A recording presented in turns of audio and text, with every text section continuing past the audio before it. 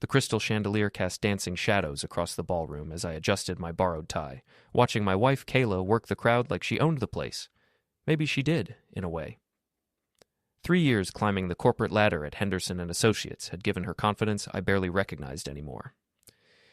"Aaron, come meet the regional director," she called, her voice carrying that artificial sweetness she reserved for public performances. I walked over, forcing a smile as she introduced me to a silver-haired man in an expensive suit. "This is my husband, Aaron.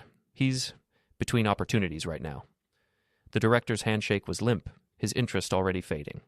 "What's your background?" "Construction management, mostly. Working on starting my own contracting business." Kayla laughed, the sound sharp enough to cut glass. "Aaron's always been a dreamer. No college degree, but plenty of ambition, right, honey?" Heat crept up my neck. Around us, her colleagues exchanged knowing glances. I'd seen those looks before, pity mixed with superiority. "Actually," Walter Grant, the VP, stepped into our circle, "I think formal education is overrated. Some of the most successful people I know are self-made." Kayla's smile faltered for just a second. Walter was everything I wasn't. Tall, polished, with the kind of confidence that came from never being told no. His hand lingered on Kayla's shoulder as he spoke. "Walter's being kind," Kayla said. "But let's be realistic. This isn't 1950. You need credentials to compete today." The conversation continued around me, but I'd stopped listening. Instead, I watched how Walter's fingers traced small circles on my wife's arm, how she leaned into him when she laughed, how neither of them seemed to remember I was standing right there. "Excuse me," I said, stepping back. "I need some air." Outside, the October wind cut through my thin jacket. I pulled out my phone and called my mother. "How's the fancy party?" Brenda asked, her voice warm with concern. "About what you'd expect. Kayla's in her element. And you're miserable." It wasn't a question. My mother had raised me alone after my father left, working 2 jobs to keep us afloat. She knew the sting of being looked down on by people who'd never struggled for anything. "She's different now, Mom. Success changed her." "Success doesn't change people, Aaron. It reveals them." I was about to respond when I heard familiar laughter from the balcony above. Kayla's voice drifted down, intimate and conspiratorial. "He has no idea," she was saying. "Aaron thinks I'm working late all those nights." "When are you going to tell him?" Walter's voice was smug, satisfied.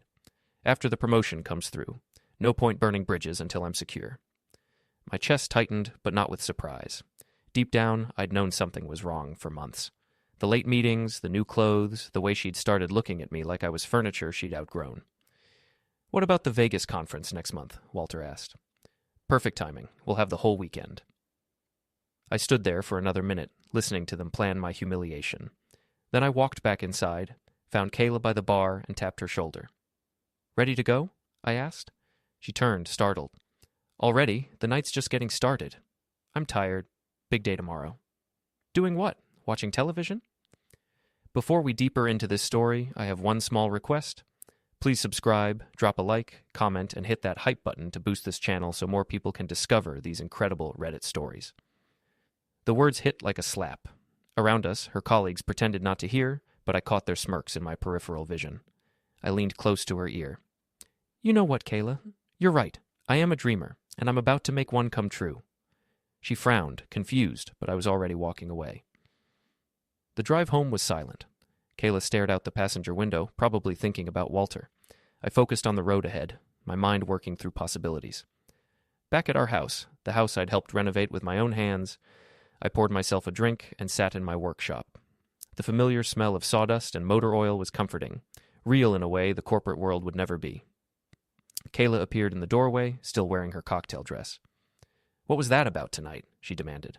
"What was what about?" "The attitude, the comments. You embarrassed me." I set down my glass carefully. "I embarrassed you?" "Yes. Walter was trying to be nice, and you acted like a child." "Walter." I tasted the name. "Tell me about Walter." Something flickered in her eyes. "What do you mean?" "He seems very attentive." "He's my supervisor. Of course he's attentive." "Is that what we're calling it?" The silence stretched between us like a taut wire. Finally, Kayla crossed her arms. "I don't know what you're implying, but I don't like it." "I'm not implying anything. I'm stating facts." "What facts?" "That you've been working late 3 nights a week for 2 months? That you bought new lingerie you've never worn for me? That you flinch when I touch you?" Her face went pale, then flushed red. "You're paranoid." "Am I?" She turned and walked away, her heels clicking on the hardwood floor. A few minutes later, I heard the bedroom door slam. I finished my drink and climbed the stairs. The bedroom was dark, but I could tell from her breathing that Kayla wasn't asleep. I lay down beside her, staring at the ceiling. Tomorrow, I decided, I'd start looking for proof of what I already knew, and then I'd figure out what to do about it. The last thing I heard before drifting off was the soft buzz of Kayla's phone receiving a text message. The next morning, Kayla left early for another client meeting. I waited until her car disappeared around the corner, then began my search. It didn't take long. People having affairs think they're clever, but they're usually just reckless. I found her second phone in a shoebox in the closet, hidden under old tax documents she knew I'd never touch. The password was our anniversary date. Even her betrayal was unoriginal. The messages went back 4 months. Photos, videos, detailed plans for their weekend getaways. Walter wasn't just sleeping with my wife. He was helping her mock me behind my back. "Aaron suspects something," read one message from last week. "He asked about you tonight." "Don't worry," Walter had replied. "What's he going to do? Guy can barely afford his truck payment." I scrolled through more messages, each one a fresh cut. They'd laughed about my business plans, my clothes, even my mother. Kayla had shared private conversations, intimate details, turning our marriage into entertainment for her lover. But it was the final exchange that made my hands shake with rage. "When are you leaving him?" Walter had asked. "After Vegas. I'll have enough evidence of his drinking problem to get the house in the divorce." "Drinking problem?" "I've been documenting it, saving bottles, taking photos. My lawyer says it'll be easy." I set the phone down carefully and walked to the kitchen. She'd been planning to frame me, destroy my reputation, take everything I'd worked for. The woman I'd loved for 6 years was systematically destroying my life. My phone rang. Mom. "How are you feeling today?" she asked, like I've been run over by a truck. "Want to talk about it?" I told her everything. The affair, the messages, the plan to frame me as an alcoholic. Brenda listened without interruption, the way she had when I was a kid dealing with bullies. "What are you going to do?" she asked when I finished. "I don't know. Divorce her, I guess. Try to salvage something." "Aaron Michael Taylor," she said, using my full name like she had when I was in trouble. "You're not thinking clearly." "What do you mean?" "She's planning to destroy you. Take your house, your reputation, everything. You think she's going to play fair in a divorce?" She was right. Kayla had resources I didn't. Lawyers, connections, a steady income. In a straight fight, I'd lose everything. "So what do you suggest?" "You level the playing field. You make her face consequences for her choices." "Mom, I can't." "I'm not talking about anything illegal. I'm talking about justice. She wants to humiliate you. Show her what real humiliation feels like." That afternoon, I drove to Murphy's Bar, a dive on the wrong side of town where I'd worked construction jobs in my 20s. The owner, Darla Murphy, had always been straight with me. "Aaron Taylor," she said, looking up from wiping glasses. "Haven't seen you in months. How's married life?" "Complicated." She poured me a drink without being asked. "Want to talk about it?" I told her about Kayla and Walter, about the company gala and the hidden phone. Darla listened, nodding occasionally. "Walter Grant," she said when I finished. "Tall guy, drives a red convertible. You know him?" "He's been in here a few times, usually with married women who aren't his wife." She leaned across the bar. "Word of advice? Men like that think they're untouchable. They get careless." "What do you mean?" "I mean he's done this before. Probably doing it with other women right now. Men like that collect trophies." The idea hit me like lightning. If Walter was a serial cheater, there might be other victims. Other husbands who'd want revenge. "Darla, I need a favor." "Name it." "I need you to find out everything you can about Walter Grant. His habits, his history, his weaknesses." She smiled, the expression predatory. "Honey, information is my specialty." That evening, I started phase 1 of my plan. I moved our joint savings to a new account, one Kayla couldn't access. I documented everything in our house that I'd bought or built. I made copies of all our important documents. Most importantly, I started my own documentation. Photos of Kayla's hidden phone, screenshots of her messages, recordings of her lies about working late. When she came home that night, I was waiting in the kitchen. "How was your day?" I asked pleasantly. "Busy, lots of meetings." She wouldn't meet my eyes. "Any progress on the Henderson account?" "Some. These things take time." I nodded sympathetically. "I'm sure Walter's being supportive." She froze. a glass of water halfway to her lips. What? Your supervisor? Walter. I'm sure he's helping you navigate the corporate politics. Yes, she said carefully. He's very professional. I'm sure he is. That night, she took her phone into the bathroom before bed. I heard her typing furiously, probably warning Walter about my questions. Let her worry, I thought. Let them both worry. The next morning, Darla called with news. Your boy Walter's got quite a reputation, she said. 3 affairs I can confirm, probably more. Always married women, always from his company or clients. Any of the husbands still around? One moved away. One's in rehab. Apparently he didn't handle the betrayal well. But the third one, Tommy Chen, he's still in town, runs an auto shop on 5th Street. Think he'd want to talk? Honey, I think he'd want to do more than talk. I drove to Chen's auto that afternoon. Tommy was under a Honda Civic, cursing at a stubborn bolt. When I explained why I was there, he rolled out and sat up, his face hardening. Walter Grant, he spat. That piece of garbage destroyed my marriage. How long ago? 2 years. My wife Lisa worked in accounting at Henderson. Walter seduced her, made her all kinds of promises. When I found out, she left me for him. What happened? He dumped her after 3 months, moved on to his next victim. Lisa came crawling back, but the damage was done. We're divorced now. Tommy stood up, wiping his hands on a rag. You planning to do something about it? I'm planning to expose them, publicly. Make sure everyone knows what kind of people they really are.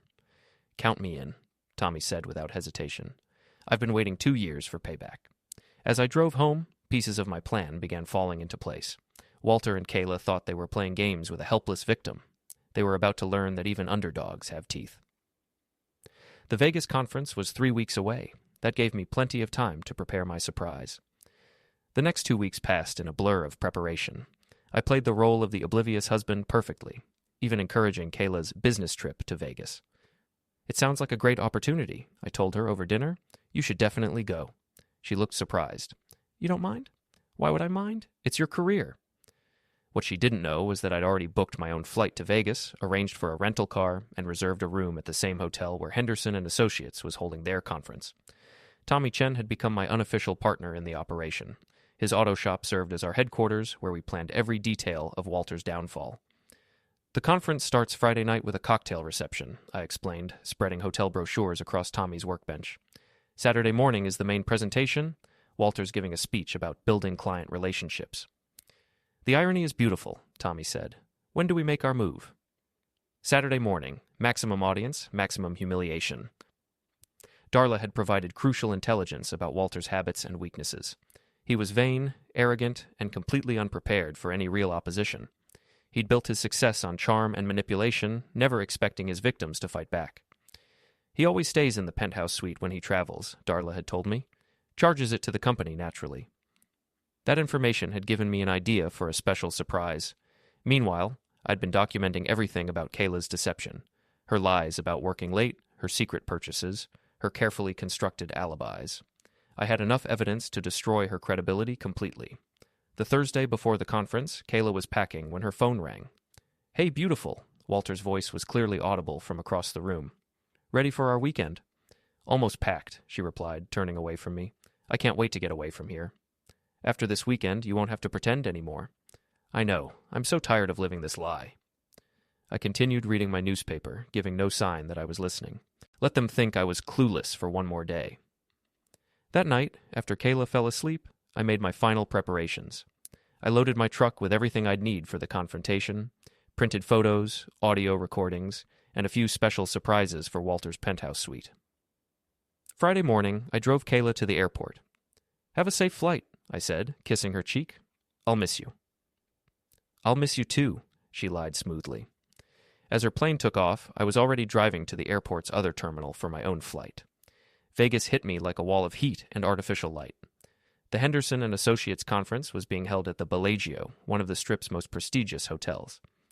I checked into my room under a false name, then began surveillance.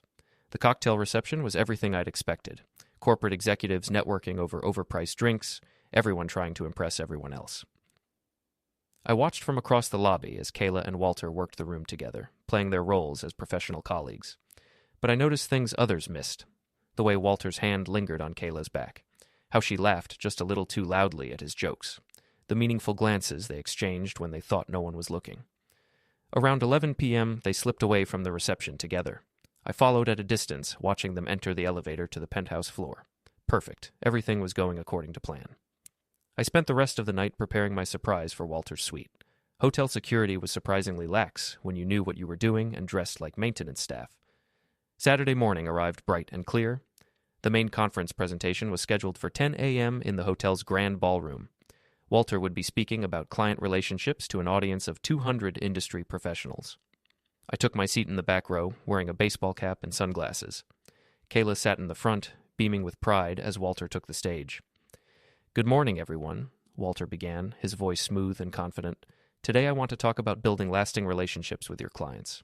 Trust, integrity, and honesty. These are the foundations of any successful partnership." The irony was so thick I could taste it. "In my 15 years with Henderson Associates," Walter continued, "I've learned that people can sense authenticity. They know when you're genuine, and they know when you're not." That was my cue. I stood up and walked toward the front of the room, pulling out my phone. "Excuse me," I called out, loud enough for everyone to hear. "I think there's been some confusion about authenticity." Walter squinted into the lights, trying to see who was speaking. "Sir, this is a private conference." "My name is Aaron Taylor," I announced, reaching the front of the room, "and I have something everyone needs to hear." I pressed play on my phone. Walter's voice filled the ballroom through the sound system I'd hacked earlier that morning. "Don't worry about Aaron," his recorded voice said clearly. "What's he going to do? Guy can barely afford his truck payment." Murmurs rippled through the audience. Walter's face went white. "These are private conversations," he started. "You're right," I interrupted, pressing play again. This time it was Kayla's voice. "Aaron has no idea. He thinks I'm working late all those nights." The murmurs became gasps. I looked at Kayla in the front row. She was staring at me in horror, finally understanding what was happening. "Ladies and gentlemen," I announced to the crowd, "I'd like you to meet the real Walter Grant, a man who seduces married employees, destroys families, and laughs about it afterward." I pressed play one more time. Walter and Kayla's voices filled the room, discussing their weekend plans in explicit detail. "Stop this!" Walter shouted, lunging toward me. "Security!" But Tommy Chen was already moving. He'd been waiting by the side door, and now he stepped forward to block Walter's path. "Remember me, Walter?" Tommy asked pleasantly.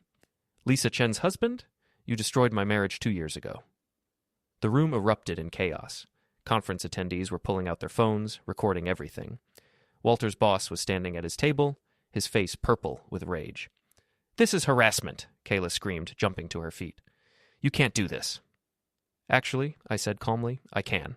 Everything you just heard was recorded in public places or on devices I legally own. No laws broken."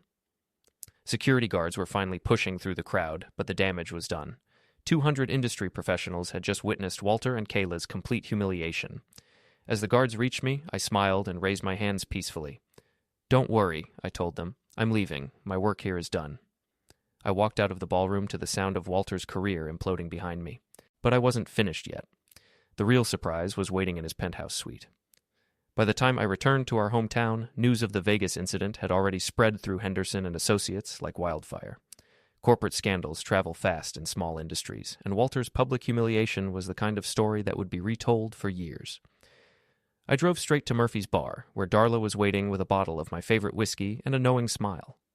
"How'd it go?" she asked, pouring me a drink.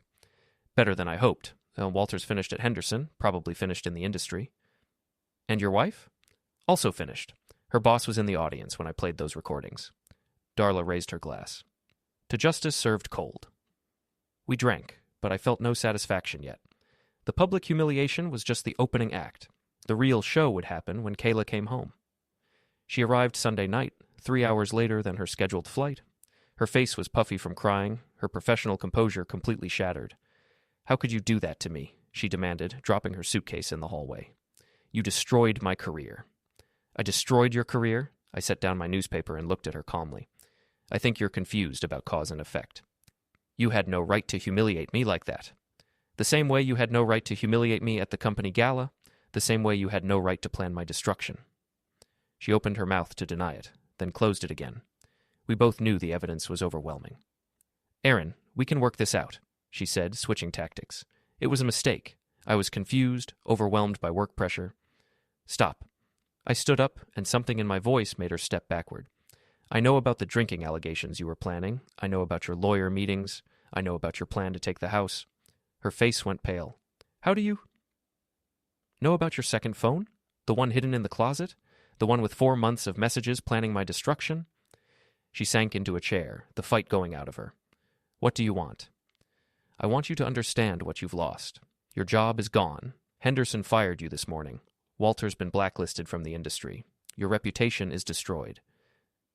You don't understand, she whispered. I loved him. No, you loved what he represented. Status, money, a way up the ladder. But Walter doesn't love anyone except himself. As if summoned by our conversation, her phone buzzed. She looked at the screen and her face crumpled. He's not taking my calls, she said. His wife found out. She's filing for divorce and taking everything. Shocking. A man who cheats on his wife isn't loyal to his mistresses either. The next few days were a masterpiece of controlled chaos. Word of the Vegas incident had reached our neighborhood, our friends, everyone in Kayla's social circle.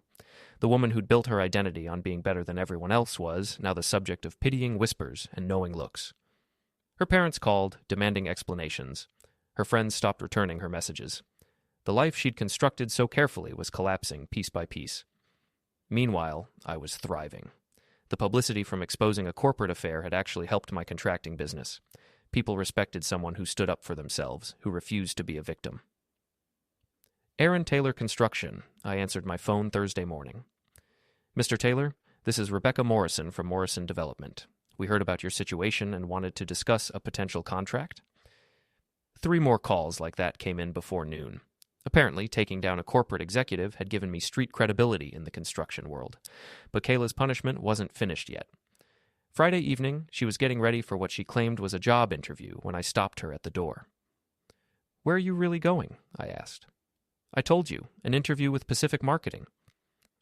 Kayla, Pacific Marketing doesn't exist. I checked. She froze, caught in another lie. You're meeting Walter, aren't you? Even after everything that's happened. He says he has a plan, she said desperately. A way to fix this. There is no plan. There's no fixing this. Walter used you, and now he's using you again. You don't understand what we have. I understand perfectly. You're addicted to the fantasy. But the fantasy is over. She pushed past me and left anyway. I let her go, knowing she needed to learn the final lesson herself. She came home 2 hours later, mascara streaked down her cheeks. He's getting back together with his wife, she sobbed. He said I was too much trouble now, that I should have been more careful. And there it is, I said quietly. The real Walter Grant. When things get difficult, he runs. She looked at me with something like surprise. You're not going to say I told you so? I don't need to. You're living it. That weekend, Kayla's sister Jennifer came to visit. I'd always liked Jennifer. She was honest, hard-working, everything Kayla used to be. I'm sorry about all this, Jennifer told me privately. Kayla's always been ambitious, but this is something else. She lost herself, I said. Started believing her own publicity. What happens now? Now she faces the consequences, and maybe, eventually, she learns from them. Monday morning brought the final piece of my revenge. Kayla received a certified letter from Henderson Associates' legal department. They're suing me, she said, staring at the documents. Breach of conduct, misuse of company resources, violation of ethics policies. How much?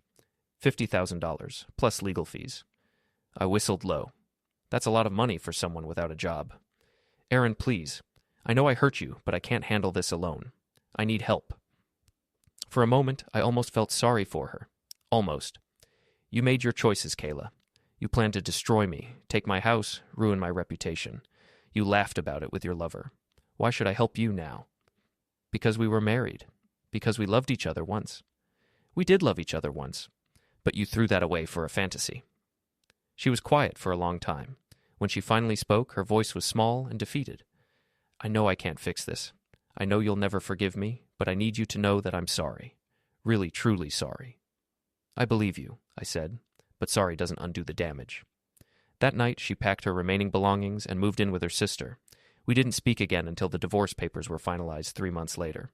6 months after the Vegas incident, I was sitting in my expanded workshop, reviewing blueprints for my biggest contract yet. A custom home for a tech executive who'd heard about my story and wanted to support my business. Aaron Taylor Construction had grown from a one-man operation to a team of 6 skilled workers. The publicity from exposing Walter and Kayla had brought in more work than I could handle. My phone rang. It was Tommy Chen. "You see the news about Walter?" he asked. "No. What happened?" "His wife took him for everything in the divorce. House, cars, savings, even his pension. He's living in a studio apartment and working at a car dealership." "And Kayla?" "Last I heard, she's working as a receptionist at a dental office. Her sister kicked her out after she tried to seduce Jennifer's husband." I shook my head. Some people never learned. "You feel bad for them?" Tommy asked. "No," I said honestly. "They made their choices. They thought they could destroy people without consequences. They were wrong." That evening, I was closing up the shop when a familiar car pulled into the parking lot. Kayla got out, looking older and tired. She'd lost weight, and her expensive clothes had been replaced with discount store basics. "Hello, Aaron," she said quietly. "Kayla, what brings you here?" "I wanted to see how you were doing. The business looks successful." "It is? Turns out people respect someone who stands up for themselves." She nodded, looking around at the equipment and materials that represented my growing success. "I also wanted to apologize again. Really apologize, not just say the words." "Okay. I was selfish and cruel. I convinced myself that you were holding me back, that I deserved better. But the truth is, I was the problem. I was never satisfied, never grateful for what we had." I studied her face, looking for signs of manipulation or self-pity. Instead, I saw something I hadn't expected: genuine remorse. "I destroyed the best thing in my life for a fantasy," she continued. "Walter never loved me. He never even liked me. I was just another conquest, another way to prove his power. Why are you telling me this? Because you deserved better than what I gave you. Because I want you to know that losing you was the worst mistake of my life." "Kayla, I'm not asking for forgiveness. I'm not asking for another chance. I just wanted you to know that I understand what I lost." She turned to leave, then stopped. "For what it's worth, I'm glad you fought back. I'm glad you didn't let us destroy you." After she left, I sat in my truck for a while, thinking about the past year. The humiliation, the betrayal, the careful planning of my revenge. It had consumed months of my life, but it had also taught me something important about myself. I wasn't the helpless victim Kayla and Walter had thought I was. I was stronger than they'd imagined, smarter than they'd assumed, more resourceful than they'd believed possible. The next morning, I got a call from Darla. "Aaron, you need to get down here. There's someone you should meet." At Murphy's bar, Darla introduced me to a woman named Lisa, Tommy's ex-wife, the accountant Walter had seduced and abandoned. "I wanted to thank you," Lisa said. "What you did in Vegas, exposing Walter like that, it gave me closure. It showed me that I wasn't the only victim." "How are you doing now?" "Better. I'm seeing a therapist working on understanding why I was vulnerable to someone like Walter. And I'm dating again, a good man this time." "I'm glad. The thing is, there are other women, other victims of men like Walter. Women who think they're alone, that they deserved what happened to them." I saw where this was going. "You want to help them." "We want to help them," Darla corrected. "All of us. You showed us that these predators can be stopped, that victims can fight back." Over the next few months, we developed an informal network of support for people dealing with workplace affairs and emotional manipulation.